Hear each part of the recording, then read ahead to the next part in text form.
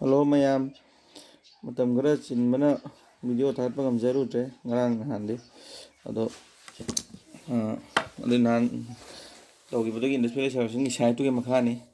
athangda khwadi maru oiba khara lae chahun chanhu daro ko chanhu dara sidi maidi toina hangan basi kaino tamda indus site singda citadel yaudaba ma lei karambanon hangali ado kai haido koina chanhu daro yare ko tanda mathangda Daimambad si kaino hatamda Daimambad si maru oi Daimambad si kai maru da si khwaidagi makha thangba southern most side ne Indus Valley Civilization khwaidagi makha thangba kari southern most side ko sida soini ire aduga mathangda monda hangba yari si chariot of Harappan time Harappan matamda sagolgi lanmi si road si kadai da fangi hai tardi Daimambad ta fangi ko kai da fangi ba Daimambad ta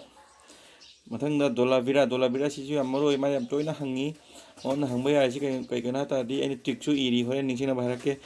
harvest harapan matamda water harvesting site che kadai da fangi hena hangba yai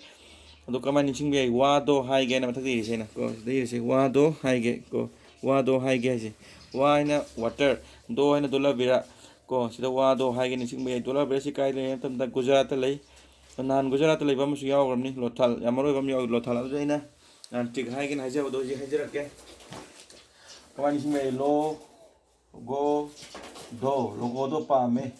ten sini mana ko kawan sini logo do pame kawan ko lo ene lothal go na Gujarat do na dola bira ko di dola bira Gujarat lay re lothal sukai lay Gujarat ta hani sini tik sini kan sini jadi kawi marup sing ado na sing si ado matang da Dola bira maru bamna kaino the evidence of a large open area with terrace stand yauba apak pa mafam ama lei haina nising si mathangda sur kotada se kaida lei hai ta hangi pakhada kaida lei hai ni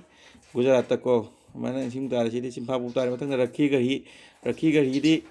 sinau sing rakhi gari kamai to tamda kai lei hai ta di Haryana lei kamai sing bi tamda rakhi gari gi aroi bagi hai se Aroi bagi haise asina Haryana hai bani hanan sing biro sing makamu ijarake rakhi gari na Haryana da lei side jik maru ba macha anihum tangai re hasiloraga ai tricks aina faba tricks kara thaga charakla jik industry civilization lusilasi asina loimakna loya mate maru ba duni koina haijari ba singse thamjarage